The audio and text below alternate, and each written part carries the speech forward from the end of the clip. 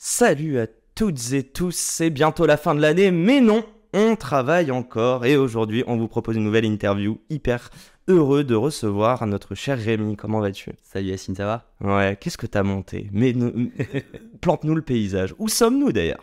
On est dans les bureaux de DataShake, une agence en marketing digital, mais je vais t'en dire plus après. Bon, tu sais ce que je vais te dire, on va commencer par cette magnifique paire qu'on peut voir en pleine caméra. Alors concrètement, si on travaille chez DataShake, est-ce qu'on a le droit d'avoir une Air Force One? Alors, si on a travaillé chez DataShake et qu'on était là lors des 3 ans, on a eu le droit pour l'anniversaire à une paire, une Air Force One qui est Donc c'est custom. pas dans la fiche de poste C'est sur pas dans la fiche non. de poste. Mais si tu as envie de postuler que tu veux une paire, tu me dis et peut-être que je peux m'arranger. Ah, bah écoute, je suis sûr qu'il y a des employés de DataShake qui nous écoutent. Donc, messieurs, dames, si vous faites du 42,5 et que vous ne portez pas vos shoes, et pire, que vous n'aimez pas le bleu ou le blanc, eh bien, j'adore les sneakers. Bon, bref, trêve de plaisanterie. Alors déjà, agence, est-ce que c'est scalable? C'est un peu la question que j'ai envie de te poser. Et après, on va parler de ton parcours et de comment t'en es arrivé là. Alors, c'est une vraie question. Je trouve que par définition, une agence est moins scalable qu'un produit SaaS ou tech, puisque une agence, pour se scaler, elle va devoir recruter. Et le recrutement, bah, je trouve que tu as un temps incompressible, tu vois, d'aller chercher des gens, de faire des entretiens, de les ramener dans les bureaux, etc. etc. C'est ça votre plus gros asset? On arrive à bien le faire, on arrive à bien recruter, on arrive à bien identifier les profils. On a aussi beaucoup de candidatures. Okay. Ça, c'est une chance, c'est-à-dire qu'on a des agences sur le marché qui n'ont pas autant de candidatures que nous. Donc, on n'a pas besoin d'aller faire un gros travail de recherche de candidats. C'est plus eux qui viennent à nous. Okay. Mais en fait, quand tu as un produit SaaS où tu peux créer un compte de façon tout automatisée sur un site et tu vas payer en ligne et puis après, tu as accès au service, bah, par définition, c'est beaucoup plus scalable que nous. Donc, je ne dirais pas qu'une agence n'est pas scalable parce qu'il y a des agences qui ont réussi à le faire. C'est notre mission, c'est de le faire. Mais oui, un SaaS, tu vois, où tu achètes ton abonnement à 49 € par mois, c'est beaucoup plus facilement scalable que nous. On va parler de comment tu es rentré dans l'entrepreneuriat, tout ça, mais je prends un peu les questions un peu éclatées, classiques, Yacine. Mes auditeurs le savent. Pourquoi tu as choisi de créer un business? Quand je t'ai demandé le plus gros asset, en fait, je parlais vraiment d'humain, de capital humain. Pourquoi tu as choisi ça plutôt que faire un produit scalable? Sachant que tu es passé par Google, ouais. Plusieurs produits scalables. En fait, je vais pas te mentir, si on n'était pas passé par Google, je dis on avec mon associé Anthony, si on n'était pas passé par Google, je pense pas qu'on aurait monté une agence. Et donc, on n'a pas raisonné en se disant on va monter un business dont le principal atout, c'est l'humain, donc c'est les consultants. Mais on s'est plutôt dit, qu'est-ce qu'on a développé comme compétences dans notre expérience professionnelle? Où est-ce qu'on a développé un réseau? Et en fait, par définition, on en a déduit que parce qu'on avait été bon chez Google, parce qu'on avait pu apprendre énormément sur tout ce milieu-là du marketing digital, on avait développé un réseau auprès des CMO, des traffic managers, donc des gens qui sont dans ce métier-là. On en a déduit que le plus smart, c'était de monter un business en réutilisant tout ce qu'on avait appris au préalable. Donc, après, bosser dans un business où l'humain est au cœur du réacteur, ça ne nous déplaît pas du tout. Mais on n'a pas forcément raisonné comme ça. C'était de l'opportunité en gros. C'était un raisonnement intellectuel où on s'est dit que pour favoriser nos chances de succès, c'était quand même plus smart de se dire on va capitaliser sur tout ce qu'on a appris et pas se lancer sur un SaaS, tu vois, rien à voir, où on n'aurait pas forcément su comment faire. T'as passé combien de temps chez Google? Et d'ailleurs, c'est là-bas où t'as rencontré ton associé? Exactement, j'ai passé 4 ans chez Google, 2 ans à Dublin, qui est le siège européen. Et c'est là-bas où j'ai rencontré Anthony. Ça paye pas de taxes, on sait. Je ne sais pas. Ça me regarde pas. C'est pas mes histoires. Mais en tout cas, 2 ans là-bas à Dublin aussi où j'ai rencontré Anthony. Et après 2 ans à Paris au siège français. Ouais. Où j'ai eu un autre métier, mais c'était aussi... C'était quoi justement tes fonctions là-bas? Et la question que je veux te poser, qui m'intéresse, c'est quand tu as quitté Google, vous vouliez monter une boîte à deux, mais vous saviez pas quoi. Et c'est là où vous vous êtes dit, ok, autant capitaliser sur nos expériences. Ouais.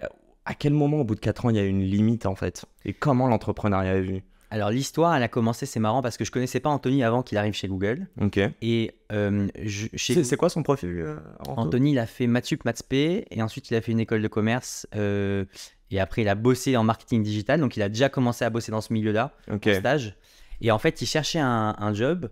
Et moi, j'avais mis un post sur LinkedIn disant Google recrute, si vous connaissez des gens, n'hésitez pas. Un mec le tag, donc dans le commentaire du post. Okay. Et j'avais tellement de commentaires, etc., que je vais pas m'amuser à aller écrire aux gens qui sont dans les commentaires. J'attends que les gens m'écrivent, tu vois. Comme on sait que Google, c'est une boîte qui a assez demandé. Et je ne sais pas pourquoi, je peux pas te l'expliquer. Il se trouve que ce jour-là, j'ai décidé d'écrire à Anthony, qui avait été tagué par un ami à lui. Donc lui, il ne m'a pas écrit en direct. C'est moi qui lui ai écrit en lui disant « Écoute, j'ai vu qu'apparemment, il y a un copain à toi qui t'a tagué sur mon post. Donc j'en déduis que tu cherches un post chez Google. Viens, on en parle. » On en parle, on en parle. Et après, donc, je l'ai fait rentrer dans les entretiens et dans le process. Il a été pris chez Google. Même team que toi ou pas du tout? Même team que moi. Okay. Dès qu'il est arrivé, du coup, comme on a eu ce premier lien, on s'est assez bien entendu. On a très vite connecté. Et en fait, dès le début, on s'est dit que tous les deux, on voulait monter une boîte à un moment. On savait pas quoi, on savait pas quand, mais on s'est dit qu'on voulait le faire. Et puis après, on a tous les deux avancé dans nos parcours respectifs. Donc lui dans une sous-équipe de Google, moi dans une autre. Okay, tu peux nous en parler juste? C'est très market? Alors c'était en fait, on travaillait dans la division Google Ads. Ouais. Donc en fait, on s'occupait de clients Google Ads. Lui s'occupait d'agences, d'agences un peu comme nous aujourd'hui, et donc il traitait ces agences avec ces agences-là. Et moi, je m'occupais d'un programme startup où en gros, on accompagnait un batch de startup qui changeait tous les 3 mois et on les aidait à se développer sur Google Ads. Ah, ok, trop drôle. Ok. Vous avez bossé ensemble 2 ans, c'est ça? Donc on a bossé ensemble 2 ans, on est resté en contact, et puis après, moi, je suis parti au bureau de Paris. Donc lui est resté à Dublin. Ah, ok, d'accord. Et on s'est quand même tenu au courant de ce que chacun faisait, etc. Jusqu'à un moment où on s'est dit qu'on voulait changer un peu de vie. Lui avait besoin de rentrer en France également par rapport à sa femme. Et donc c'est à ce moment-là où on s'est dit c'est peut-être le bon moment de monter. Alignement des planètes, quoi. Exactement, et c'est parti.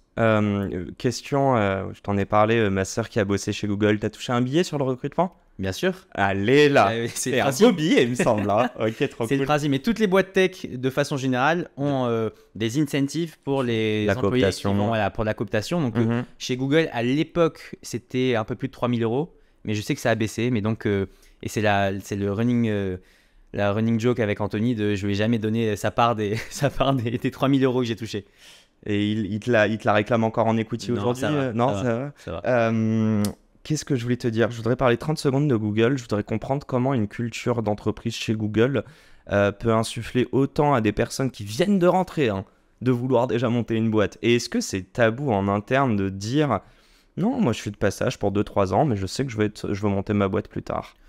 Je trouve que tu as 2 types de profils chez Google. Tu as les personnes qui vont arriver chez Google et qui vont être un petit peu brainwashé et être rentré tout de suite dans le moule, tu vois, et adhérer tout de suite à l'identité de Google, adhérer à la philosophie de Google, etc.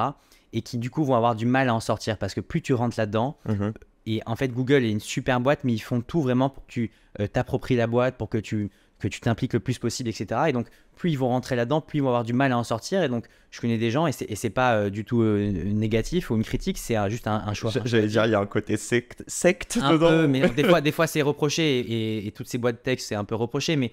Et donc, en fait, ces gens-là vont rester longtemps, ils vont faire des grandes carrières, souvent 5, 10, 15, 20 ans, dans des boîtes comme ça. Et puis après, tu as un deuxième profil, auquel je m'identifie un peu plus, c'est tu arrives chez Google, tu es obligé d'y adhérer quand même un minimum parce qu'ils font tellement bien les choses avec les infrastructures qu'ils proposent, avec ce qu'on appelle les perks, donc c'est les avantages salariés, etc. Donc tu es obligé d'y adhérer. Mais au bout de, je dirais, 2-3 ans, tu commences un peu à prendre du recul et tu dis, bon ben, super d'avoir toutes ces perks-là, d'avoir des super bureaux, j'ai plein d'anecdotes que je raconte souvent sur tout ce que tu peux avoir chez Google. Mais à un moment donné, tu te dis, ben, ça c'est sympa, mais c'est pas ça qui va faire que je suis épanoui. Donc c'est bouffe gratuite, un massage par mois. Un massage par mois, t'as Napping pod, tout gratuit sur le lieu de travail. À chaque étage, t'as une table de billard, t'as une table de ping-pong. Tu sens que j'ai saigné les campus. Je sens que tu y allais à Londres. J'ai fait Paris, Londres, Shanghai. Ouais, je crois que c'est tout. J'ai même fait j'ai dormi dans la napping pod à Londres. Bref. C'était la petite parenthèse. Et donc, assez rapidement, vous commencez à en parler. Est-ce que, petite question comme ça, mais tu as d'autres collègues chez Google qui ont monté des boîtes? On en a, bien sûr, on en a. Okay. Qui n'ont pas forcément monté des agences comme nous. On en a qui ont monté des produits SaaS. On en a qui ont monté des agences, mais pas de marketing digital, des agences de conseil en sales, par exemple, en commercial. Ah, ok, d'accord. Mais historiquement, il y a des agences comme nous qui ont été fondées par des anciens Google, mais disons qu'on est la dernière, c'est-à-dire que celle la plus récente avant nous, elle doit avoir 5-6 ans de plus que nous. Donc on est vraiment la dernière agence créée par 2 anciens Google, tu vois, dans notre métier, en tout cas dans le marketing digital. 2019, on est d'accord? 2019, la création. J'avoue, c'est sur le paillasson juste derrière moi, donc j'ai triché. Est-ce que tu peux m'expliquer un petit peu, quand tu rentres chez Google, c'est quoi le mot entrepreneuriat pour toi? En fait, je l'ai un petit peu touché du doigt quand j'étais en école de commerce. T'as quel âge quand tu rentres chez Google? J'avais 22 ans. Ouais, c'est jeune. En stage. J'ai commencé en stage. Ok. Et donc, en fait, j'avais un peu touché du doigt l'entrepreneuriat quand j'étais en école de commerce, à Kedge exactement. Je ne dirais pas entrepreneuriat pur parce qu'en fait, c'était plus des projets d'entrepreneuriat. Donc, on avait monté avec un ami, deux amis, pardon, un projet d'entrepreneuriat. On avait gagné un concours d'entrepreneuriat sur un système de MOOC, donc d'éducation en ligne, tu sais, tu pouvais accéder à des cours en ligne. Bref, et donc on avait gagné un peu ça. Puis après, j'avais lancé un autre projet avec un ami de marque de vêtements. Mais voilà, ça n'avait jamais décollé. Donc c'était plus des projets un peu annexes pour se faire kiffer qu'un vrai projet business, tu vois, où il y a une volonté de scaler, d'être. Donc tu ne te considérais pas entrepreneur à ce moment-là? Je pense que j'avais des skills et un mindset d'entrepreneur de par certains attraits, tu vois, mais d'un point de vue purement professionnel et de mes projets, pour moi, c'était pas encore de l'entrepreneuriat. Pourquoi? Parce que tu faisais pas d'argent?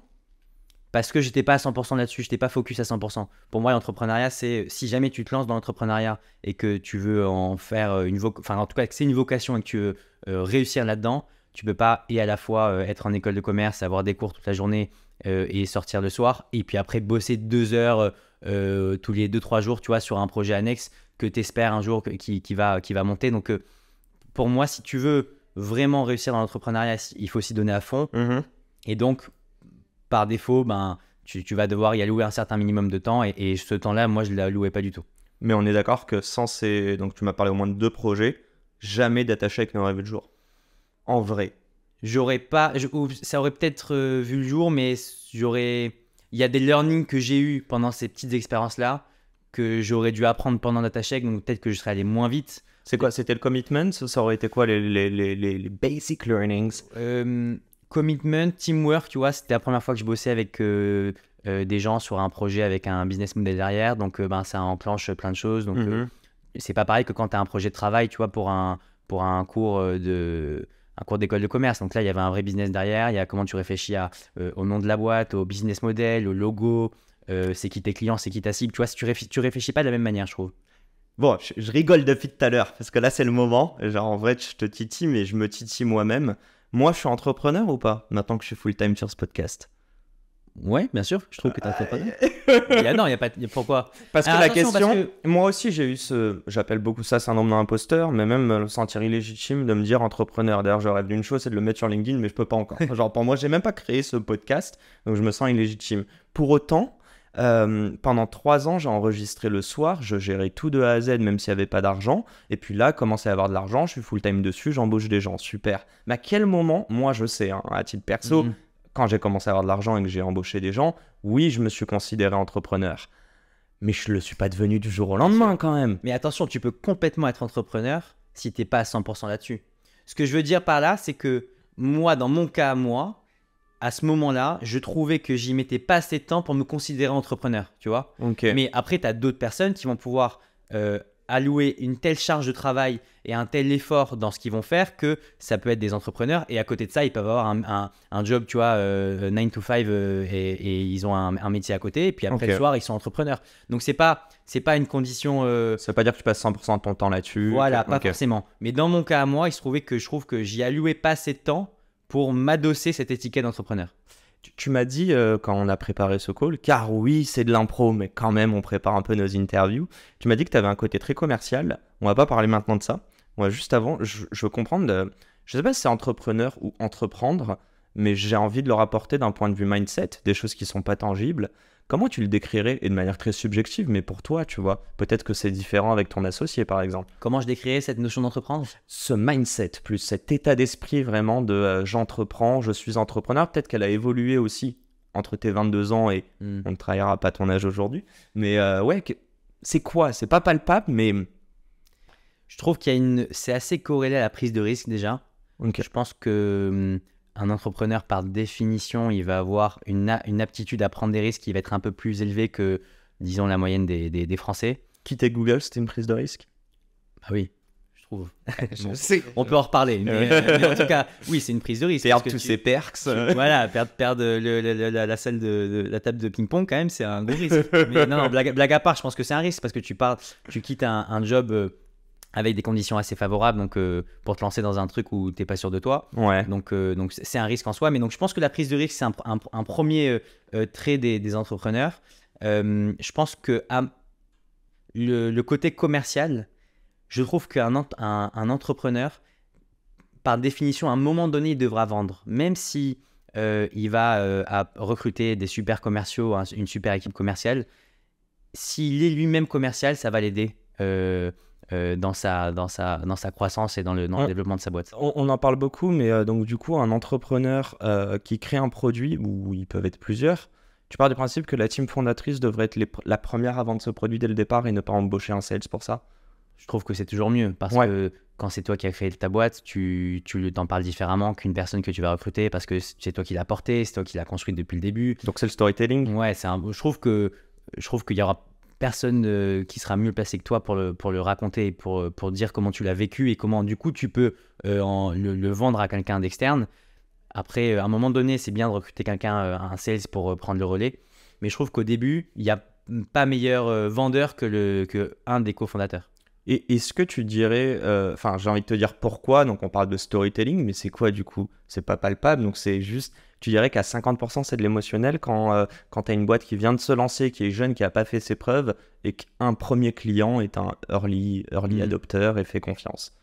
Je pense que dans le storytelling, tu as de l'émotionnel par définition.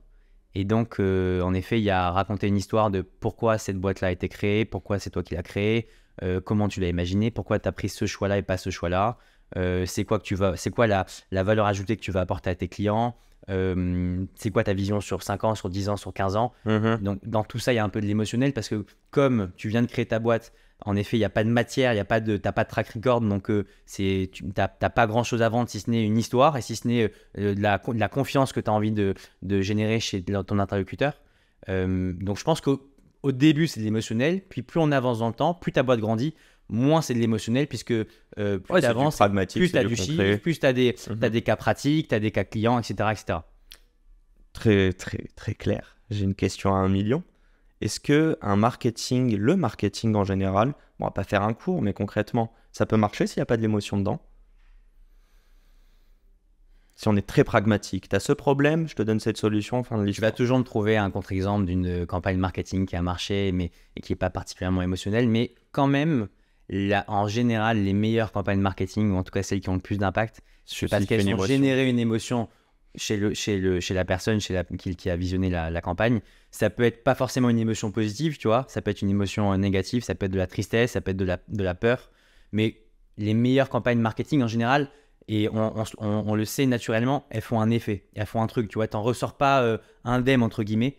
Tu penses à une campagne ou pas là? Je sais pas si t'en as une en tête. Je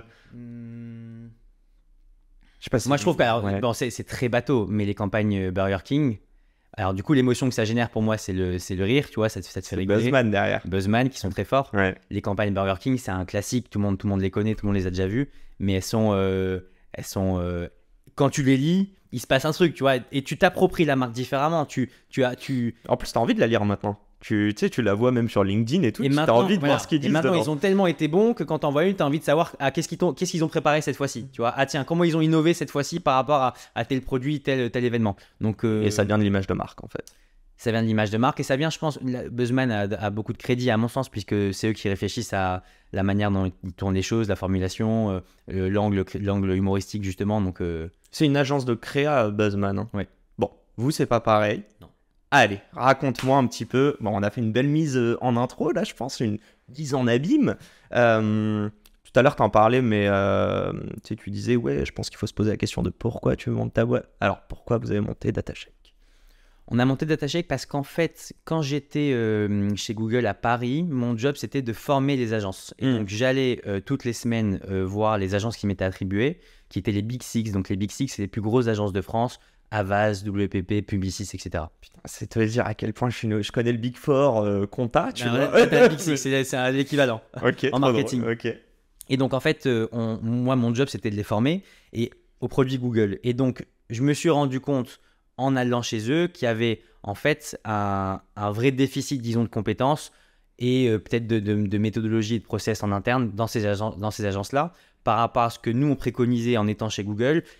Elles n'appliquaient pas toutes les bonnes pratiques, elles n'étaient pas toutes au point de l'innovation, au point de ce qu'il fallait faire sur les campagnes Google, etc. Et donc, en fait, c'est ces agences-là qui étaient les plus connues, qui avaient les plus gros clients, mais qui avaient un niveau de compétence en interne qui n'était pas suffisant aux yeux de Google.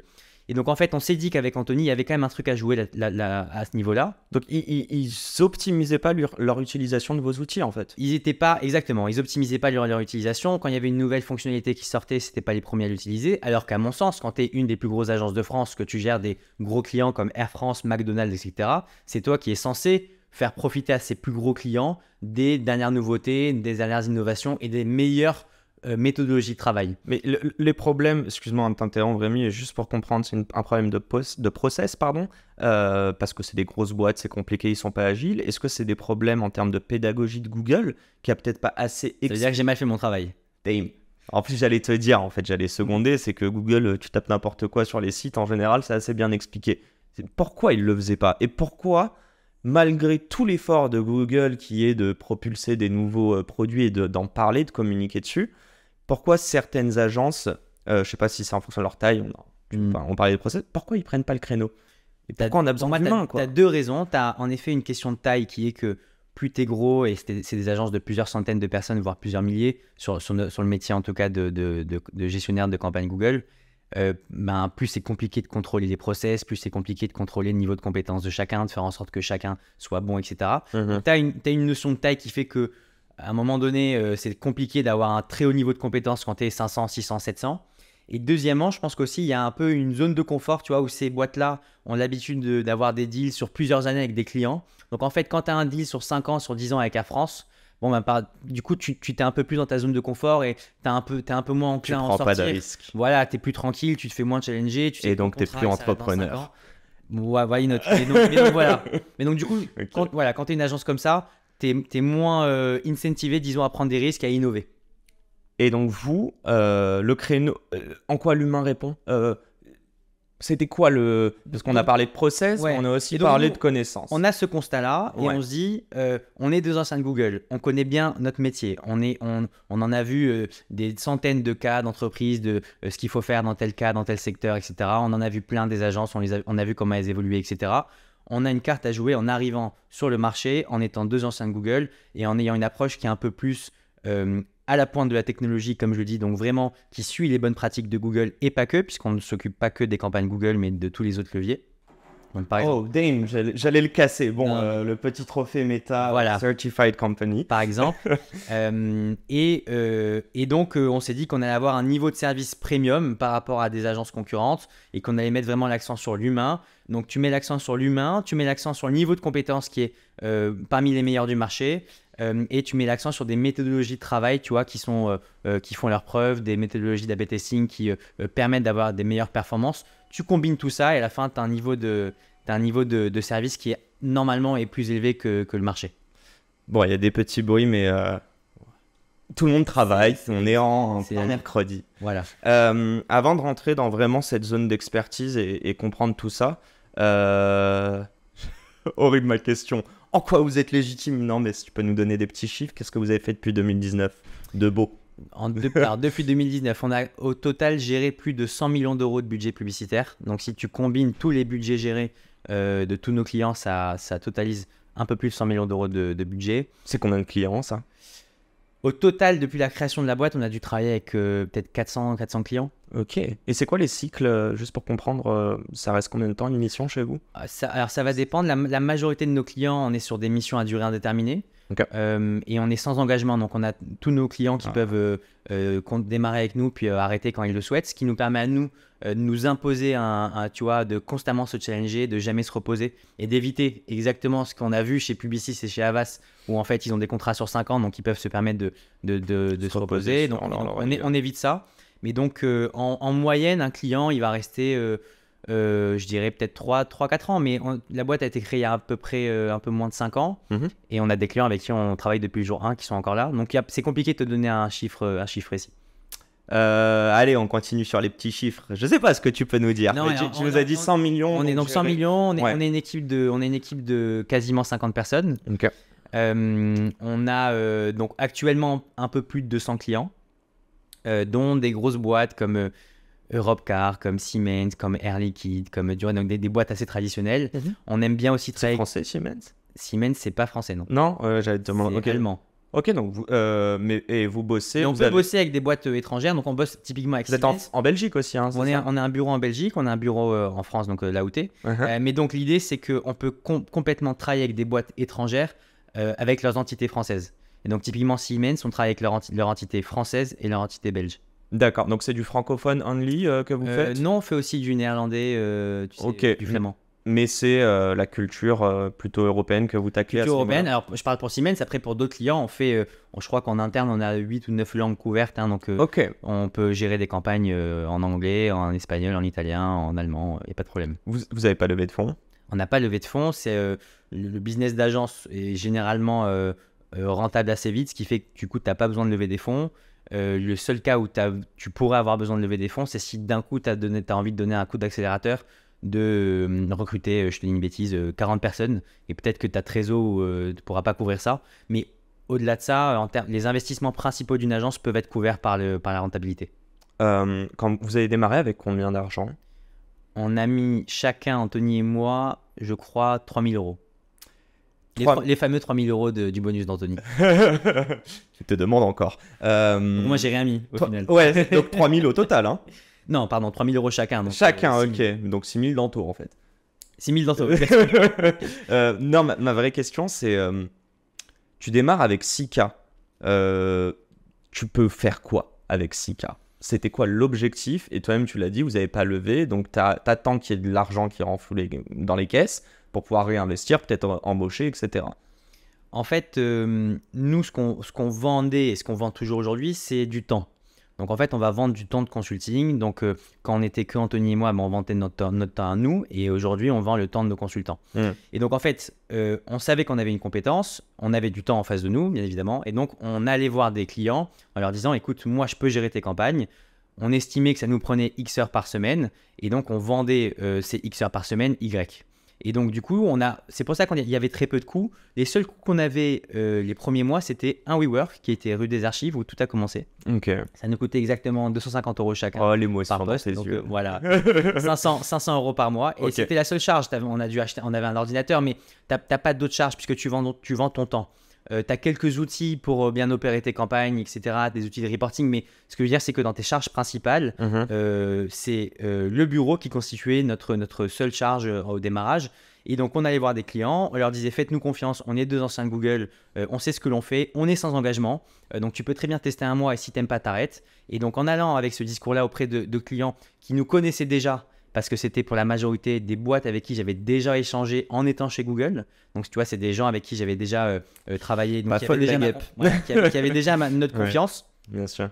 Et donc, du coup, on a démarré comme ça. Puis, au fur et à mesure, plus on a scalé, plus on s'est développé, plus le chiffre d'affaires a grandi, plus on a pu se permettre de recruter. Et ainsi de suite, la machine était lancée. Quand tu présentes DataShake aujourd'hui, tu rappelles que vous êtes 2 de Google ou tu pars du principe que la noto est assez bonne pour même pas devoir parler de Google aujourd'hui? On pourrait ne pas le dire. Là où avant, au tout début, c'était le point central, aujourd'hui, c'est plus du tout le point central. On le dit parce que c'est un petit élément de différenciation et que c'est quand même, je pense, un élément de réassurance pour pas mal de clients, tu vois, qui se disent c'est 2 anciens de Google, donc ils savent ce qu'ils font. Mais maintenant, on est assez gros pour avoir plein d'autres points, tu vois, qui nous permettent de nous différencier que le fait qu'on soit 2 anciens de Google. Et même, t'as pas peur, il n'y a pas des clients qui vous disent ah, mais alors vous faites que du Google Ads et pas On entend souvent ça. Souvent ça.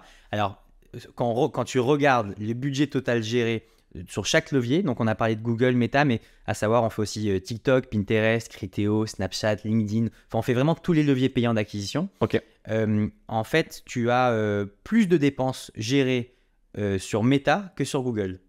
Ah ouais? Ouais, au total, donc c'est assez marrant. Donc en fait, on se rend compte que On a eu En ads only, en pas ads du référencement. Ok. Alors, je parle pas de référencement naturel, on en parlera après On si va tu veux. parler juste après de ça. Voilà. Mais donc, en fait, en ads only, on a couvert plus de budget sur Meta que sur Google. Ok. C'est 55-45, hein, attention. Mais du coup, on a eu parfois cette étiquette de ancienne Google, donc vous n'êtes que bon sur Google, alors qu'en réalité, on a géré plus de budget sur Meta. Donc, pas de panique, on est aussi bon sur Meta que sur Google et sur tous les autres leviers. Et certifié. Et certifié. Bon. SEO, SIA, enfin SEA, SMA, Kezako, what the fuck. Non, explique-nous tous ces acronymes qui peuvent faire peur carrément à des gens qui connaissent pas le marketing et explique-le nous. Enfin, tu vois, je pense qu'on va tous sur Google au quotidien, donc voilà, je pense que on va vite comprendre de quoi on parle. Alors l'idée c'est que tu as sur toutes ces plateformes, donc les réseaux sociaux, Google, etc., une utilisation qui est gratuite. Donc c'est-à-dire que toi quand tu vas sur Google tu ne payes pas, quand tu vas sur Facebook ou sur Instagram tu ne payes pas. Et donc tu es le produit. Exactement, un bel adage qui dit que si un produit est gratuit c'est que le produit c'est toi.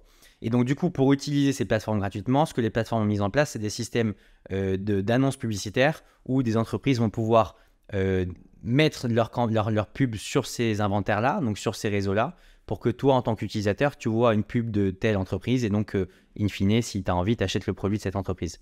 Et donc, le SIA, donc c'est Search Engine Advertising, donc c'est la capacité de pouvoir faire des campagnes de publicité sur les moteurs de recherche.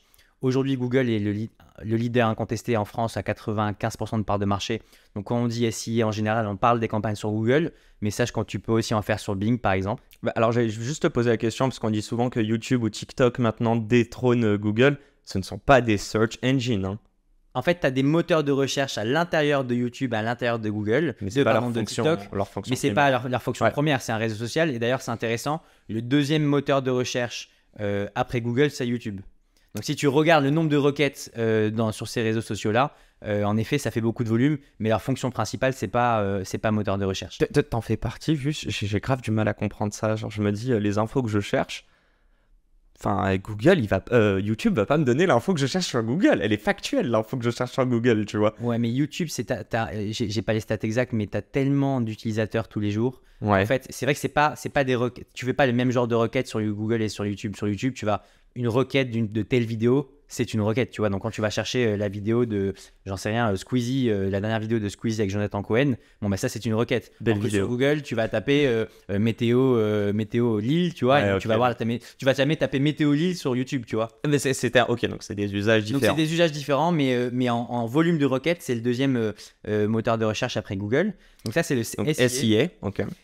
Son penchant, ça va être le SMA, donc Social Media Advertising. Donc là, tu ne vas plus faire des campagnes de publicité sur les moteurs de recherche, mais sur les réseaux sociaux. Donc, c'est typiquement des publicités sur TikTok, sur YouTube, sur Snapchat, sur même LinkedIn, qui est considéré comme un réseau social. Qui coûte hyper cher, non? Qui coûte beaucoup plus cher que les autres. Okay. Exactement. Et puis après, tu as le SEO. Et donc, le SEO, c'est Search Engine Optimization. Et donc là, l'idée, c'est que sur Google, tu as une partie des résultats de recherche qui est payante. Et donc, ça, tu peux y accéder grâce au SIA. Et puis en dessous, là où il n'y a pas marqué annonce, c'est une partie qui est gratuite. Et donc, toi, avec ton site, tu es référencé gratuitement par Google sur cette partie-là. Mais il y a toute une science derrière de savoir comment être bien référencé par Google, premier, deuxième, troisième, etc. Et donc, c'est ça, le SEO, c'est cette science autour du référencement et de favoriser le fait d'être en bonne position dans cette partie gratuite de Google. Et donc, on a notamment lancé une entité dédiée là-dessus, qui est une filiale de DataShake, qui s'appelle Upperly. Et donc, maintenant, là où historiquement, on s'occupait que de la partie publicitaire de nos clients, depuis à peu près un an, on s'occupe aussi de la partie SEO. Très clair. D'ailleurs, j'invite tout le monde à aller regarder. T'en parles sur ton réseau. Petite question, vous lancez votre GPT? On a lancé notre GPT, ouais. Alors, raconte-moi juste ça. Après, on revient juste sur SEO, SIA. En fait, j'ai quand même d'autres ça, c'est intéressant, mais on se rend compte que l'utilisation de ChatGPT, elle est en train d'exploser. Et même dans notre métier, nos consultants dans l'agence, ils ont tous ChatGPT. On a pris un abonnement payant à GPT-4. Parce qu'on se rend compte que ça peut mieux que le gouvernement, hein, by the way, qui utilise le 3.5. J'ai entendu ça. Mais donc, du coup, tout le monde utilise ChatGPT 4 et de façon générale, même aujourd'hui, dans pas mal d'entreprises, on utilise ChatGPT. Et en fait, GPT a sorti il y a quelques semaines la possibilité de créer ton propre GPT. Okay. Tu vas le nourrir avec des docs, des infos, tout ce que tu veux. Et en fait, ça va lui servir de base de données pour que derrière, quand tu vas le questionner, quand tu vas lui envoyer un prompt, il va aller piocher dans la base de données que tu lui auras intégrée au préalable. Et donc, on a créé notre propre GPT où on l'a nourri de milliers de documents autour du SEO. Donc pas que de vos clients, parce que j'allais poser la question, il y a des risques si ce soit que via des use cases de vos clients, vous restez enclavé. C'est pas des données qui sont confidentielles, ce ne sont que des données qu'on a développées nous en interne, par exemple de formation, tu vois. Donc quand nous on va former des consultants sur le SEO, on a des process très précis, on a des docs très précis. Et donc c'est ça qu'on a mis dans le GPT. Et donc demain, toi, si tu as une question sur le SEO, et ben, au lieu d'aller taper sur Google ou d'aller sur le chat GPT classique, tu peux aller sur notre GPT. Et donc a priori, la réponse sera un peu plus personnalisée et on l'espère un peu plus avancée parce qu'elle va aller piocher dans nos documents à nous SEO. Vous n'avez pas viré de consultant pour autant, pas du tout, non, au contraire. On va arrêter cette connerie de dire que l'AI va remplacer notre job. Elle nous supporte, on est d'accord. C'est une complémentarité. Ok. Pour revenir sur SEO, donc si on comprend bien, à la base c'est que de l'ADS et récemment il y a eu du référencement. J'aimerais comprendre une chose, je le sais car j'ai bossé avec des personnes en market. Chaque semaine, le coût d'acquise, il change. En fait, j'ai l'impression que c'est assez opaque et je vais aller plus loin. Comment une agence comme la vôtre peut permettre de faire ce que beaucoup d'influenceurs nous sortent sur les réseaux, donc en mode B2C, mais ouais, voici, enregistre ce reel pour péter 10K ou je sais pas quoi. En gros, tu vois ce que je veux dire? Comment tu peux déceler un algo alors que même en interne, je crois chez Google, mais même chez TikTok, etc., c'est pas transparent. Ils ne savent pas comment fonctionne exactement l'algo, même s'il y a des best practices. En fait, tu vas avoir sur chacune de ces plateformes publicitaires. Alors, est-ce qu'on parle de la partie payante ou est-ce qu'on parle de la partie organique? Sur l'ADS? Sur l'ADS. Sur l'ADS, donc payant, mais après, j'ai l'impression que les deux sont liés, mais pour toi, c'est pas le cas? Non, c'est deux choses différentes. Sur la partie publicitaire, tu vas avoir une multitude de paramètres. Donc, quand tu vas créer ta campagne, tu as une multitude de paramètres qui vont toucher, je sais pas, le ciblage, le budget, le format d'annonce, le message que tu vas mettre à l'intérieur. Dans ton ciblage, tu peux rentrer en détail sur est-ce que tu vas cibler telle personne qui est intéressée par tel intérêt ou par tel autre intérêt ou qui a cette Tout ça, tu dois le tester. Tu as plein de paramètres. Et donc, en fait, ces paramètres-là, en fonction de là où tu positionnes le curseur, tu vas avoir des performances qui vont être différentes. Et donc, nous, notre job, c'est de savoir, pour un business donné, par rapport à sa cible, par rapport à son budget, quelle est la meilleure stratégie possible pour qu'il ait les meilleures performances possibles. Et en plus de ça, on est en contact très régulier avec toutes les régies, donc Google, Meta et les autres, de par notre certification et notre partenariat avec eux. Et donc du coup, ce qui fait qu'on est à jour le plus vite possible de quelles nouvelles bonnes pratiques il faut mettre en place, quelles nouvelles fonctionnalités et à mettre en place, etc. Donc quand en fait Google nous dit ah bah tiens, à partir de la semaine prochaine, il vous sera recommandé de mettre ça en place pour vos clients parce qu'on se rend compte que ça améliore la performance de 20%. Et à ce moment-là, nous, on est au courant et donc on va pouvoir l'intégrer auprès des campagnes de nos clients. Et ça veut dire qu'ils vont le push en fait? Ils sont en train de te dire faites l'effort parce que c'est un peu comme une trend sur TikTok en gros? Ils vont te faire, ils ont de façon hebdomadaire, ils te tiennent au courant des dernières actualités concernant leurs produits. Okay. Et à l'intérieur, il y a des recommandations. Ils ne vont pas te forcer à le faire, mais il y a des recommandations où ils te disent, tiens, pour les retailers, sur le mois prochain, essayez tel genre de campagne parce qu'on se rend compte que ça améliore les performances de plus de 10%. Et donc nous, après, à nous, en tant qu'agence, de jauger si on doit tout appliquer ou pas, si on n'applique qu'une partie, et c'est là aussi notre intérêt. Et puis, on va pas uniquement se nourrir de ce que nous disent Google et Meta, parce qu'ils n'ont pas la science infuse, et parce qu'aussi, ils sont jugés partis. On va pas se mentir, eux. C'est pour ça que je te disais ça, s'ils push. Exactement, leur intérêt, ça va être un peu indirectement d'augmenter leur profit. Donc nous, notre rôle, c'est de prendre les informations que nous donnent ces régies-là, et ses partenaires digitaux et de faire en sorte de les interpréter et de savoir ce qu'il faut prendre et pas prendre. Et en plus de ça, on va aussi nourrir notre réflexion grâce à notre savoir et grâce à tout ce qu'on a appris auprès de nos anciens clients. Quand tu as un client dans la cosmétique avec qui tel genre de campagne a hyper bien fonctionné, demain, un autre client dans la cosmétique, par définition, on va réutiliser ce savoir-là pour essayer d'améliorer ses performances. Mais alors je sais pas, on peut peut-être avoir dans l'équation 10 variables. En fait, elles sont toutes... Ouais, plus. Des milliers. Mais c'est autant de biais. Donc, c'est-à-dire que le même use case dans le cosmétique, s'il y a une variable sur laquelle les deux ont changé, mais tu pars du principe qu'elle ne va pas influencer sur cette dernière variable qui te dit que tu vas augmenter de 10% le reach, Tu vois, est-ce que tu as des mauvaises surprises parfois? D'où un pilier qui est très important, c'est l'A/B testing. Ouais, donc c'est là où tu ne peux pas, parce que Google t'a dit que ça fonctionnait ou parce que ça a fonctionné pour telle ou telle boîte, tu peux pas dire c'est sûr à 100% que ça va marcher pour telle autre boîte. Okay. Donc, même si en disant que tu vas aller un peu plus vite, tu vas peut-être faire un peu moins d'erreurs que si tu repartais de zéro. Donc si tu n'avais pas ces informations-là de Google, de Meta et de ce que tu as appris avec d'autres clients, mais tu vas quand même tout A/B tester. Donc nous, notre philosophie, c'est d'A/B tester tout ce que l'on peut. Donc tous les paramètres dont j'ai parlé, on va quand même tous les A/B tester, mais la phase de départ va pas être au même endroit que si on n'avait pas eu les informations de Google, de Meta et de ce parce que vous avez un background. Voilà, parce qu'on a un background, donc du coup on est quand même un peu plus rapide que si on partait de zéro. C'est pas compliqué comme métier de devoir être à jour chaque semaine, parce qu'on est d'accord. Moi je trouve ça c'est excitant. Ouais.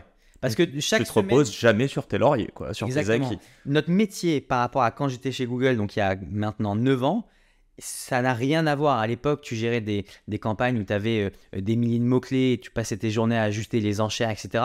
Ça n'a plus rien à voir avec aujourd'hui. Et peut-être que le métier, et sûrement va encore changer, et que dans 5 ans, il aura encore plus rien à voir. Mais donc, c'est ça qui est excitant, c'est qu'il n'y a pas une semaine, peut-être que j'exagère, mais en tout cas, il n'y a pas un mois durant lequel il n'y a pas une nouveauté qui peut changer la donne, tu vois, et qui peut faire que la stratégie que tu as proposée il y a 6 mois à ton client, il faut que tu te renouvelles, il faut que tu proposes quelque chose de nouveau.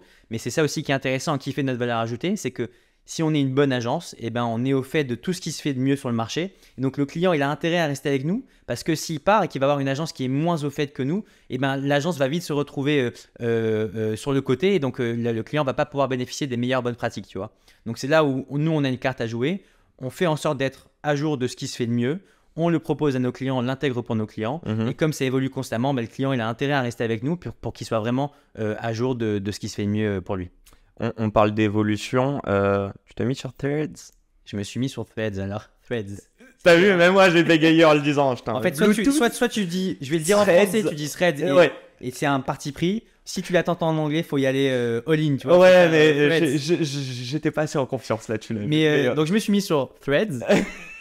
Et en fait, j'ai fait partie des premiers utilisateurs, tu sais, qui au tout début, moi aussi, ont pu télécharger l'application en se connectant sur le store US. Ouais. Ça a duré 3 semaines, puis après on a été punis. 3 semaines, c'était ok. Ouais. On a été punis, et là, je le réutilise depuis, ça fait une semaine. Même pas, ça fait quelques jours là. Ouais. Non, mais la question que je te pose, c'est si ça avait été banni pendant un certain temps, alors j'ai pas les détails, tu les as sûrement plus que moi, mais c'est de la collecte de data. C'est une menace pour vous? Parce qu'en Europe, on essaie vraiment de protéger nos autres utilisateurs. Tu l'as dit juste avant que toute cette data qui permet justement de faire de l'ADS, en gros, si l'utilisation est gratuite, c'est que c'est toi le produit, et donc la data. Voilà. Et dis-moi, est-ce que ça va être une manière pour vous de vous réinventer? Le marketing ne sera jamais mort, mais il y aura toujours des nouvelles techniques. Est-ce que ça te fait chier? Alors, on peut en parler hyper longtemps, parce que c'est un vaste sujet. Bon, juste 5 minutes. Moi, mon premier point de vue là-dessus, c'est que je trouve ça dommage qu'en Europe, on ait des régulations qui soient plus fortes qu'ailleurs dans le monde et qui nous emmènent même à ne pas avoir accès aux innovations comme Threads, qu'on peut qualifier d'innovation, où tu as le monde entier ou quasiment, enfin en tout cas les pays occidentaux qui ont eu tous accès. Et nous, on a été un peu punis le temps que le produit se mette à jour par rapport à la réglementation européenne, etc. Donc ma philosophie, c'est déjà de se dire que c'est dommage d'avoir cette si forte régulation et que ça nous freine un petit peu dans notre développement, et qu'on a souvent, on entend souvent dire, oui, toutes les licornes, elles sont, les plus grosses licornes, les plus grosses boîtes tech, elles sont américaines, etc. Mais en face de ça, on a une régulation qui, je pense, freine le développement de boîtes européennes. Donc concrètement, dans la tech, c'est beaucoup plus simple d'entreprendre aux US qu'en France ou qu'en Europe. Tu as plus les armes. En tout cas, tu as un contexte plus favorable. Le terrain, le contexte. Le terrain est plus fertile, exactement. Okay. À côté de ça, dans notre métier, c'est sûr que ça nous impacte, puisque cette régulation, elle a lieu pour toutes les plateformes qui en effet récoltent des données, donc Google, Meta, TikTok, Snapchat, etc. Et donc du coup, ça va les empêcher de pouvoir faire un peu ce qu'elles veulent. Donc déjà avec les cookies, il me semble. Avec les cookies, donc il y a par exemple un événement qui a pas mal changé le marché. C'est le changement de iOS 14.5. Donc en fait, c'était l'année dernière, ça ou... C'était il y a 2 ans. Ouais, okay. Et donc c'est Apple qui a imposé à toutes les applications une nouvelle manière de récolter les données avec un consentement. Et donc demander à l'app de pas me suivre. Exactement, avec un bouton ne pas autoriser qui était fortement recommandé puisque c'était le premier, il était un peu surligné. Donc en fait, la majorité des utilisateurs n'autorisent pas les applications à pouvoir les traquer. Et donc pour des boîtes comme Facebook qui récoltent la majorité de leurs données via l'application, ça a un peu changé leur business model et ça a un peu changé. Et d'ailleurs, l'action Facebook a baissé fortement pendant longtemps à cause de ça. Donc ça a un peu changé la manière dont ils processaient. Ça nous a changé notre business d'une certaine manière. Et donc, on a dû s'adapter avec des nouveaux moyens de suivre les données. Facebook a mis en place des nouveaux outils qui font qu'aujourd'hui, on arrive, malgré cette contrainte d'Apple, on arrive quand même à suivre ce qui se passe et à faire ce qu'ils appellent des projections des données manquantes. Donc, la data est moins accurate, elle est moins précise. Un peu moins accurate et donc, ils font des extrapolations. Okay. Et donc, ils arrivent quand même à avoir des chiffres qui sont plutôt justes. Qui ne sont pas précis à l'euro près, mais des chiffres qui sont plutôt justes. Et donc aujourd'hui, la confiance dans les données, elle est très bonne. Mais pendant ça a mis beaucoup de temps à se mettre en place. Le coût de l'Ads a baissé du coup entre-temps, vu qu'il fallait aussi qu'ils fassent leurs preuves, j'imagine, toutes ces plateformes. En fait, le coût de l'Ads a baissé indirectement parce que les performances ont baissé. Oui, c'est ça. Comme on mesurait moins les conversions, donc on mesurait moins les données qui étaient récoltées, du coup, les clients avaient l'impression que les campagnes marchaient moins bien. Okay. Donc du coup l'algo s'optimisait moins bien parce qu'il avait moins de données à sa disposition et donc du coup quand tu es une entreprise et que tes campagnes marchent moins bien, tu baisses tes investissements. Et donc comme tu baisses tes investissements, et ben en effet le CPM, donc le coût par 1000 impressions chez Facebook, il a baissé. Mais donc c'est vrai que c'est un changement et c'est une menace, mais c'est là aussi toute la force d'une bonne agence selon moi, c'est l'adaptation. Comme on l'a dit, c'est un milieu qui change beaucoup, il y a des nouveautés constamment et il peut aussi y avoir des régulations régulièrement. Et donc du coup c'est là notre travail de pouvoir nous adapter par rapport à ça. Typiquement en mars 2024 il y aura la fin des cookies et donc la manière dont les cookies seront récoltés sur Google va un peu changer avec des espèces de groupes de personnes, mais on peut en parler si tu veux. Et donc là, en fait, c'est anonymisé, c'est ça, mais c'est anonymisé, mais c'est surtout là où là aujourd'hui, tu es individualisé, ton cookie est individualisé. Demain, tu seras dans un groupe de personnes qui ont les mêmes intérêts, c'est des clusters comportementaux que toi, exactement. Ok, donc on te met des tags en fait dessus. Exactement. Okay. Et donc, tu as plein d'outils qui se développent pour pallier ça. Tu as plein de manières de faire un peu différemment. Et donc, nous, notre travail, c'est d'adopter ces outils et ces nouvelles méthodes pour que ça ne change pas la performance des campagnes de nos clients. Le temps file, cher Rémi, mais je voudrais parler d'une chose, c'est votre secret sauce. Si je le dis, c'est parce que juste avant, vous nous avez expliqué en long, large, en travers, déjà la complexité, le fait que vous êtes sur aussi 3, je ne sais pas si on appelle ça des produits ou des sortes des services différents. Concrètement, en plus à l'heure actuelle, et on l'a dit, Google donne beaucoup d'infos sur Internet, je pense que tu peux fouiller. Pourquoi les gens bossent avec vous? Ah, et d'ailleurs, si tu peux nous expliquer aussi... Oh putain, excuse-moi. Très rapide avant. Vas-y. La répartition entre SEO, SMA, SIA, enfin SEA. Putain, décidément, j'y suis pas. Et ma mère est prof d'anglais, donc autant te dire. Et le deuxième, donc c'est la répartition et vos clients types. Essayez de comprendre pour qui l'acquisition sur les réseaux est si importante. Et je vais aller plus loin, et sous-exploitée à l'heure actuelle. Et après, on parle de votre secret sauce. Alors, la répartition. Fait une belle intro. Bravo. La répartition entre SEO, SIA et SMA. Entre SIA et SMA, comme je t'ai dit, c'est à peu près 50-50, tu vois, entre Meta et les autres réseaux sociaux et Google. Ok. Donc ça, c'est assez équilibré. Et après, le SEO, c'est quelque chose qu'on a lancé il y a 1 an. On commence à avoir des beaux chiffres. On est une équipe de 6 personnes, donc ça commence à bien prendre. Mais au global, sur le chiffre d'affaires total, ça reste quelques pourcents parce que c'est pas significatif. C'est pas votre cœur de métier encore aujourd'hui? On a créé une entité séparée justement pour qu'on soit spécialisé aussi sur le SEO. Mais c'est pas notre cœur de métier historique. Mais demain, l'idée, c'est qu'en SEO, ça devienne encore aussi gros que la partie paid, voire plus gros, je me le souhaite. Okay. Et qu'on soit vraiment identifié comme des spécialistes là-dessus. Donc, c'était toute l'idée de faire une entité bien séparée. Sur notre typologie de clients, aujourd'hui, je t'en ai un peu parlé, mais on a des très gros comptes, tu vois, comme Robcar, Siemens, donc des boîtes traditionnelles comme ça, des startups, des scale-up, on a même des PME. En gros, aujourd'hui, on a un éventail de clients qui est très large, aussi bien en termes de taille que de secteur. On fait du B2B, on fait du B2C. J'allais te demander, donc tu peux faire du B2B, on fait LinkedIn, oui, mais même sur Insta, TikTok. On recommande pas pour des boîtes B2B de potentiellement aller sur Facebook, Instagram dès le début. Sauf pour des freelances peut-être, à la limite. Oui, why not. Mais en tout cas, pour des boîtes B2B un peu développées, on va recommander Google et on va recommander LinkedIn en général. LinkedIn, ça coûte hyper rush, on est d'accord. Ça coûte super cher, c'est plusieurs euros le CPC. On est le CPC Coût par clic, pardon. Là, sur Google, il va être de 2-3 euros quand c'est un peu cher. Sur LinkedIn, c'est rare d'avoir des CPC inférieurs à 4-5 euros. Donc, chaque clic, chaque fois que quelqu'un va cliquer sur une publicité LinkedIn, tu payes entre 5 et 10 euros. Et parfois, il clique et il s'est trompé. Parfois, il clique et il ne va pas remplir le formulaire. Donc, oui. Donc, c'est ça la complexité. Mais en gros, on peut travailler avec n'importe quel type d'entreprise, n'importe quelle taille. Et aujourd'hui, j'ai envie de dire que n'importe quelle entreprise en France a besoin de faire du marketing digital parce que n'importe quel type d'entreprise en France a besoin de se rendre plus visible, a besoin d'aller chercher plus de clients, a besoin de communiquer. À qui tu ferais un appel du pied là, en termes de typo d'entreprise?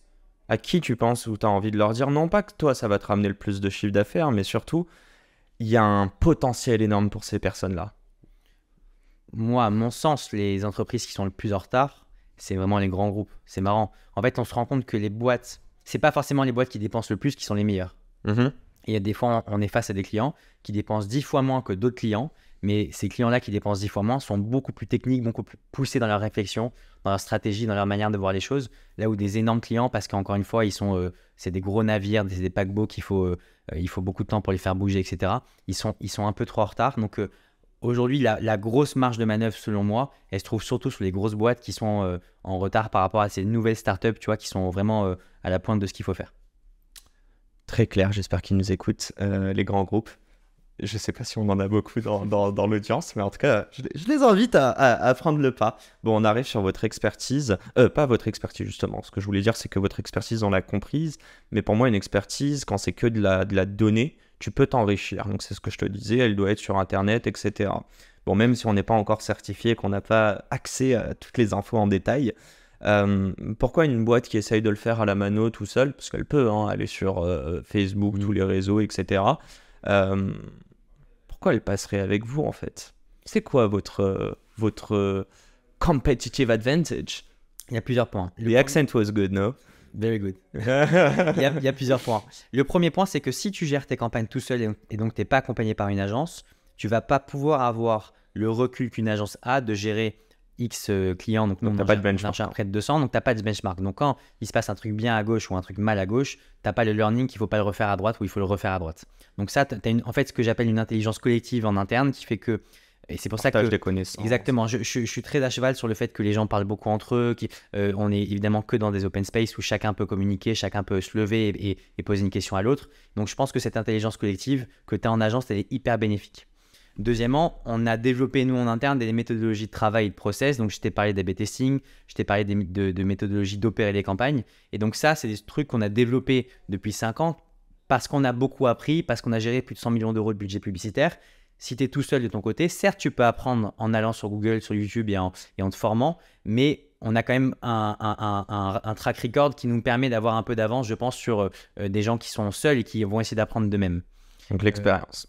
L'expérience. Le fait qu'on soit 2 ans au sein de Google, c'est quand même aussi un point important parce que même si ça fait 5 ans, on a quand même des accès chez Google qui sont un peu plus avancés parce qu'on connaît encore beaucoup de monde là-bas.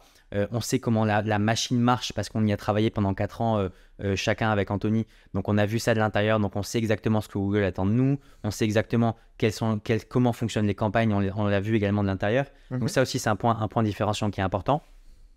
On a, comme je l'ai dit dans notre méthodologie de travail, on arrive à obtenir de la performance. Donc on a fait une étude l'année dernière qui prouve que sur nos clients, on arrive à multiplier le ROI de nos campagnes par 2 et on divise le coût d'acquisition de 60%. Donc ça, c'est des chiffres qui permettent de montrer que, même si c'est une moyenne, qu'en général, quand on récupère un compte publicitaire, on arrive à avoir un impact qui est quand même assez notable. Donc ça c'est l'illustration de la performance et de la compétence que tu peux avoir en interne. Et puis après, il y a un dernier point sur lequel on s'est aussi différencié, c'est notre niveau de service. Nous, ce qu'on a voulu avec Anthony, c'est créer une agence entre guillemets premium. C'est-à-dire que si toi, demain, tu travailles avec nous, tu vas avoir... On ne sera pas un prestataire de service, on sera un vrai partenaire, dans le sens où tu vas avoir accès à nous un peu quand tu veux.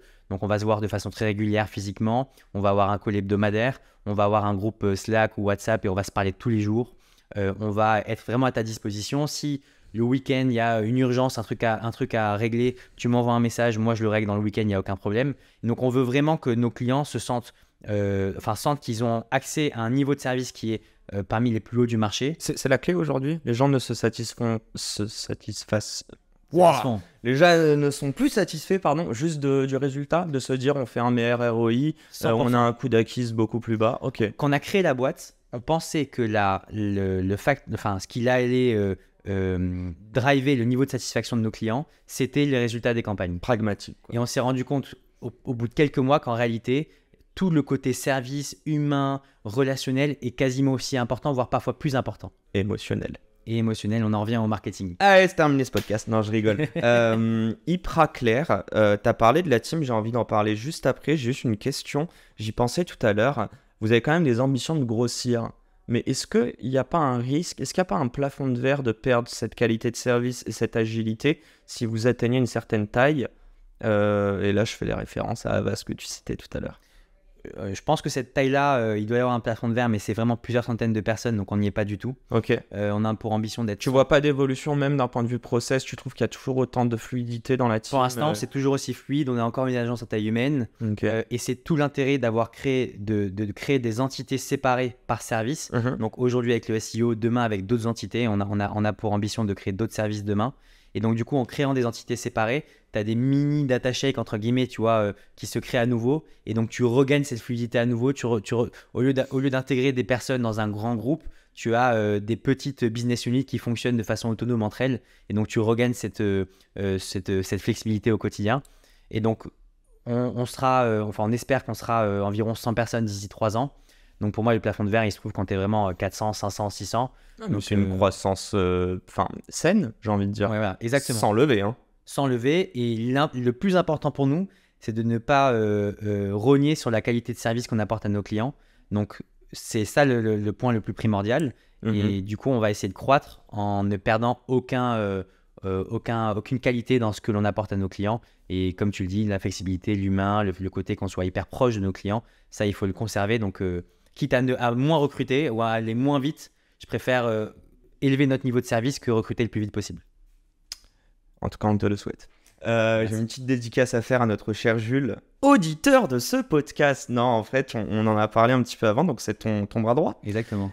Et du coup, un grand merci à lui pour nous écouter tous les matins. Bref, j'ai une question, je lui ai parlé un petit peu en off, j'espère qu'il va pas se faire virer après. Donc, je rigole, mais il a aussi envie d'être entrepreneur. Est-ce que tu dirais, tu parlais des business units, on parle des consultants en interne, est-ce que ce sont des intrapreneurs tous? Est-ce qu'il y a ce côté-là? Et je vais aller plus loin. Je crois que Jules est en alternance, mais peut-être que ça se passera tellement bien que tu as envie de le garder. Qu'est-ce qui se passe si demain il te dit j'ai envie de monter ma boîte? Je suis désolé mec. Ciao. En fait, non, je trouve que de toute façon, j'ai pas du tout une politique d'être quand il y a des gens en interne qui veulent changer de voie ou lancer un business ou quoi que ce soit. C'est pas du tout dans notre intérêt de devoir les retenir absolument si c'est pas ce qui est de leur volonté, tu vois. Je pense que Nasser devrait t'écouter. Tu vois la ref. Voilà, c'est contre-productif. Honnêtement, on a un très bon churn employé. Depuis le début, on a dû perdre 4-5 personnes en CDI, tu vois, donc c'est quand même pas énorme. Mais demain, alors déjà de 1, pour répondre à ta question, je trouve que c'est de l'intrapreneuriat parce qu'ils ont leur portefeuille de clients, ils gèrent leurs clients comme ils le souhaitent. Alors même s'il y a des process, même si on les suit beaucoup, etc., ils sont plutôt autonomes. Ils sont force de proposition. Et à côté de ça, ils ont la capacité de s'impliquer dans des projets annexes qu'on appelle 20% project. Donc ça, on l'a volé à Google. De ouf, je voulais t'en parler tout à l'heure. Est-ce qu'il marche vraiment? Parce qu'on m'a toujours dit, Google te fait tellement de taf que le principe, c'est quoi? C'est que 20% de ton temps, t'es censé l'allouer à un projet perso.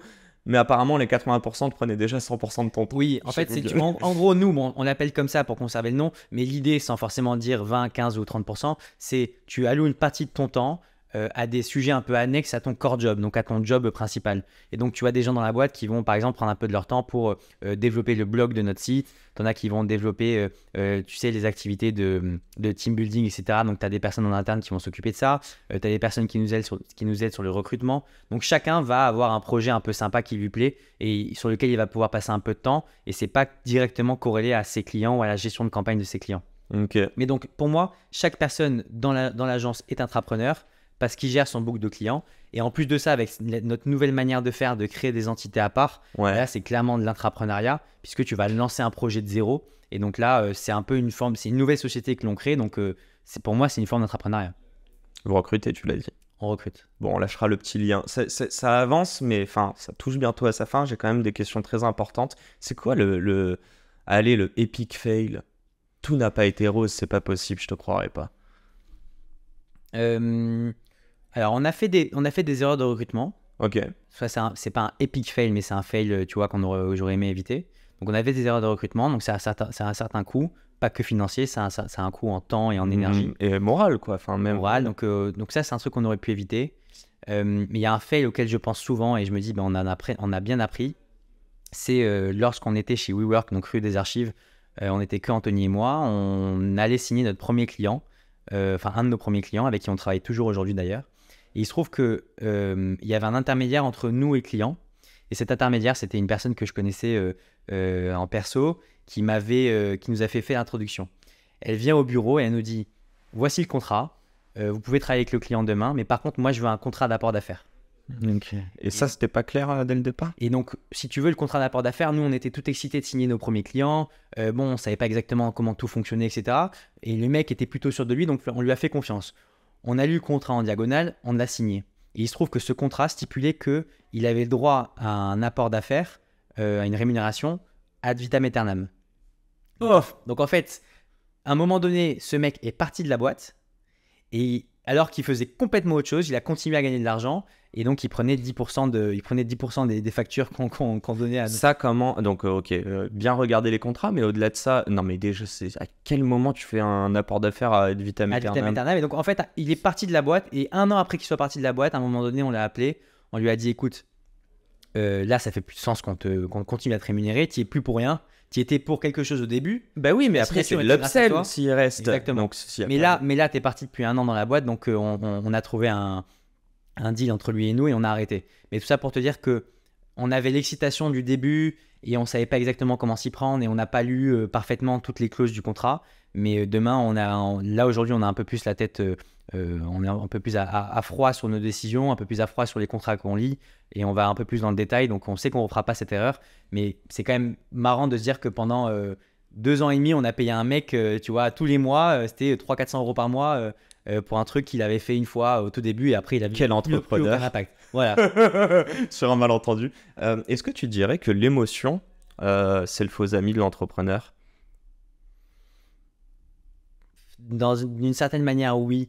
En fait, je trouve qu'un entrepreneur qui a aucune émotion, ça va lui jouer des tours parce qu'en fait, tu as des moments où tu dois quand même créer du lien avec certaines personnes, avec certains de tes clients, etc. Et si tu es complètement vide d'émotion, ça va être un peu compliqué, surtout commercialement. Mais d'un autre côté, je trouve qu'un entrepreneur se doit de parfois contenir ses émotions, de parfois réfléchir de la façon la plus rationnelle possible et de penser pour la boîte et non pas à titre personnel, tu vois. Donc c'est très dur de distinguer les moments où tu peux mettre de l'émotion et les moments où il faut un peu doser, et notamment aussi auprès de ton équipe, tu vois, quelle image tu dois renvoyer auprès de ton équipe quand tu commences à avoir une équipe de personnes assez volumineuse. Est-ce que tu peux être 100% transparent? Est-ce que tu peux montrer toutes tes émotions? Est-ce que tu peux montrer qu'une certaine partie? Donc je pense qu'il faut jauger, mais en général, les extrêmes ne sont jamais bons. Trop émotionnel, ça irait pas. Aucune émotion, ça va pas. Mais je pense qu'il faut savoir quelle émotion tu peux divulguer, à quel moment, en face de qui, etc.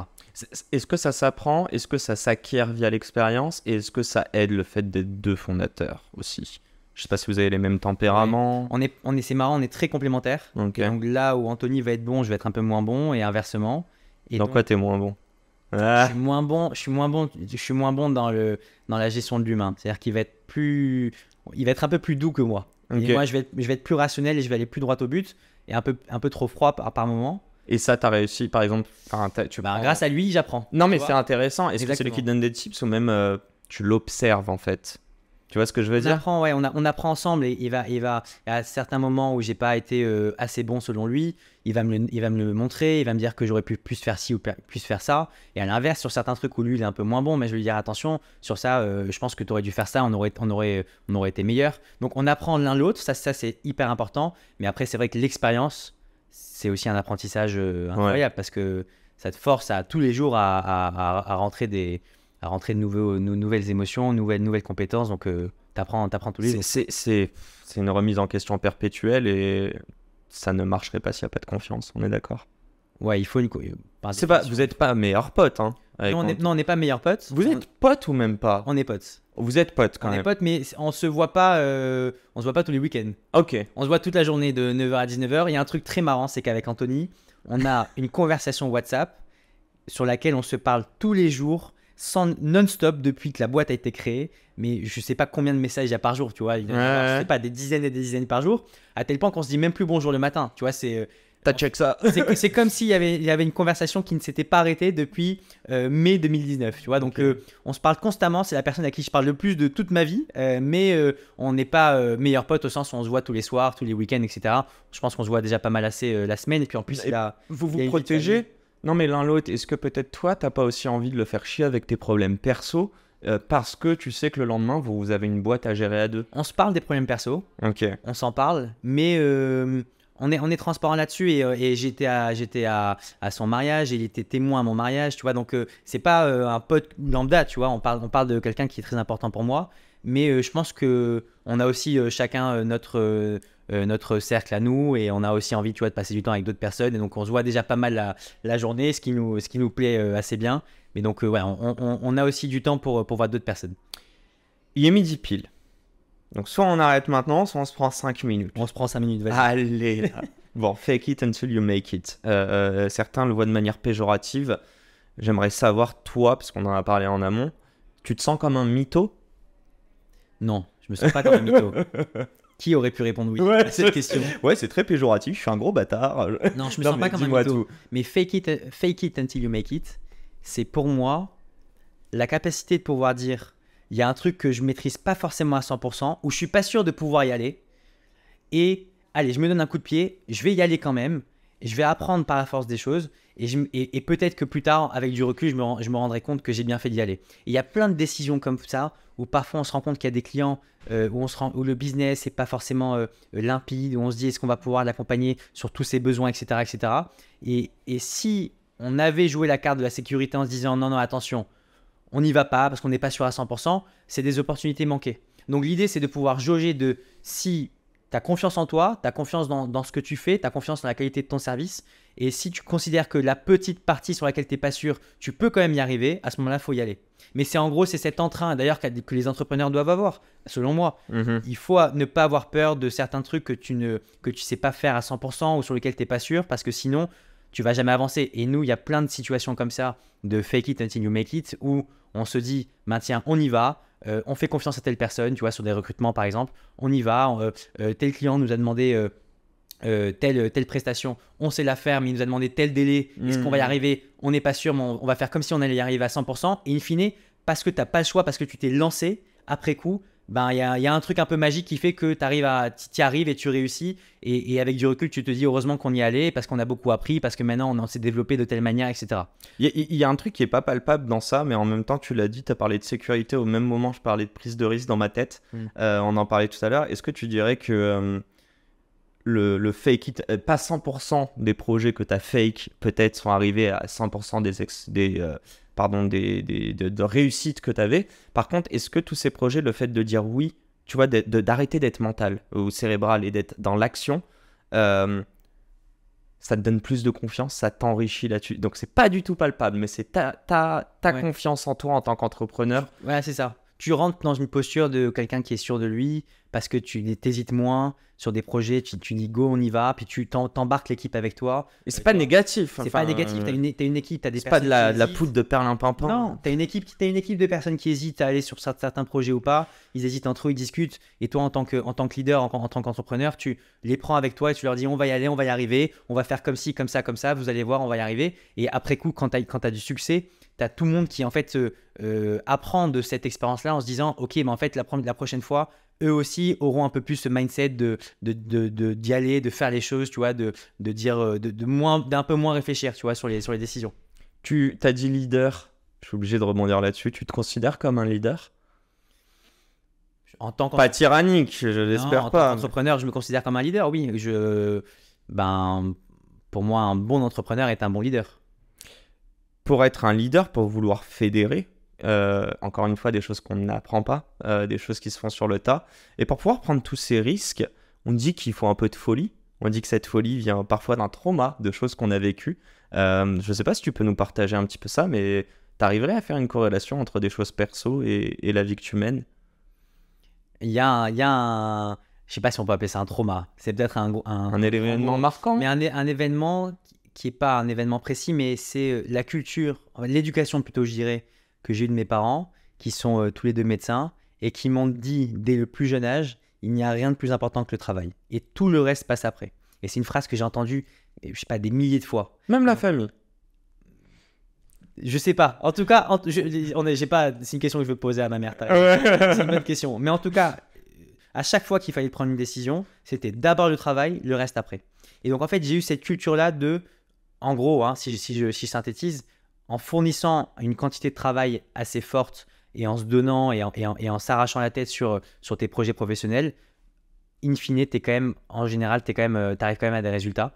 Et donc, en fait, ce truc-là il faut se défoncer, il n'y a rien de plus important que le travail doit être au centre de ta vie, ben, quand j'ai lancé la boîte, c'est un peu ce qui s'est passé. Et j'ai fait que ça, et j'ai rien fait d'autre. Et on avait une quantité de travail avec Anthony qui était vraiment énorme.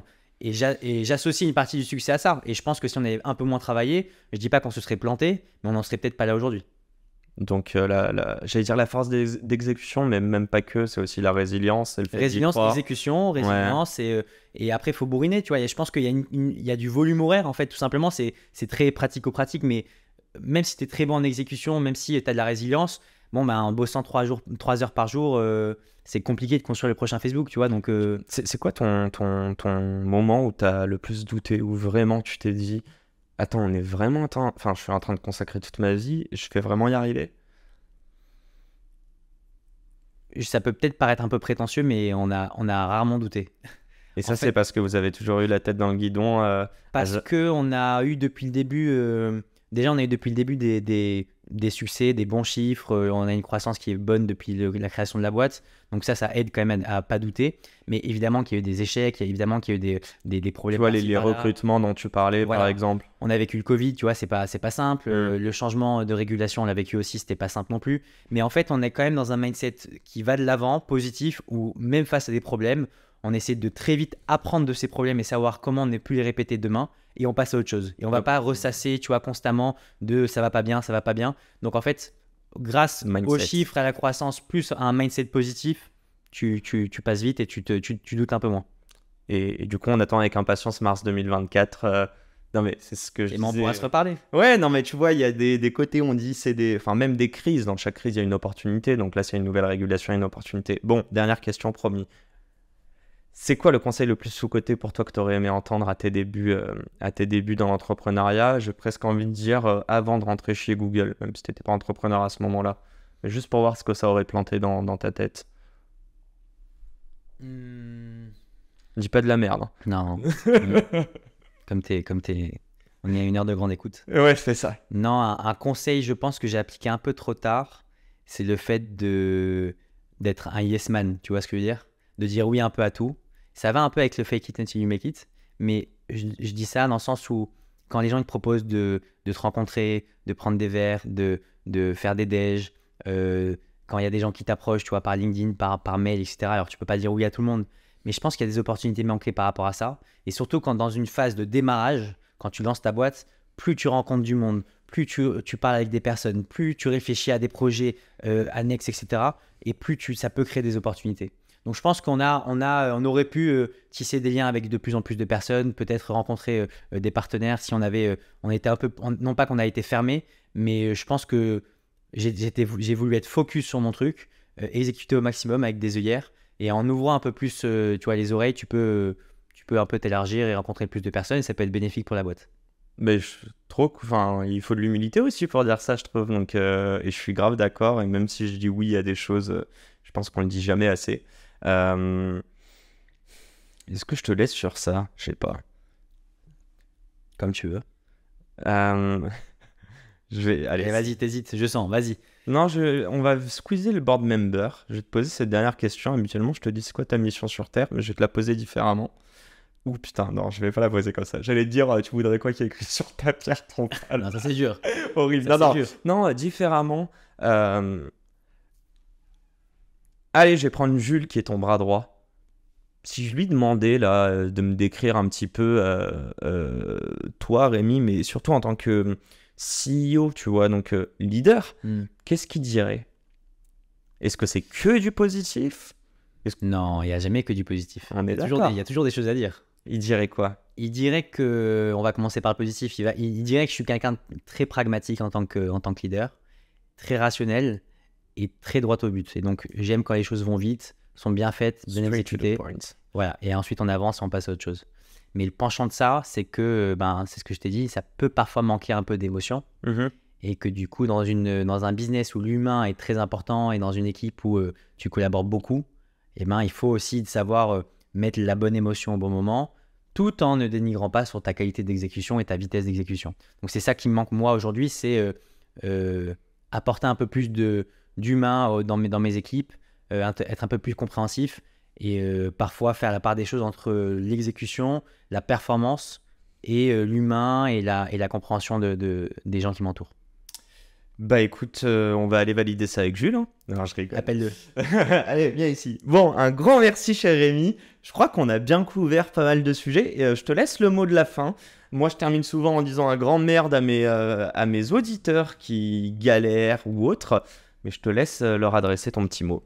Eh ben, écoute, merci déjà pour l'invitation. Et puis, je pense que aux gens qui veulent entreprendre, il faut y aller, faut le faire, faut se lancer, quitte à se tromper, et surtout faut lier ça avec énormément de travail. Et je pense qu'avec énormément de travail et de l'engagement et une bonne exécution, même si la première idée sera peut-être pas la plus successful, la deuxième, la troisième, la quatrième, à un moment donné ça va le faire. Donc faut surtout rien lâcher et il faut bien charbonner. Et sur un malentendu, ça peut passer. Quel rêve. Allez, je t'ai fait plein de rêves de merde dans ce podcast. Mais bon, un grand merci Rémi. Merci et à toi. à la semaine pro pour un nouvel épisode. Ciao, ciao.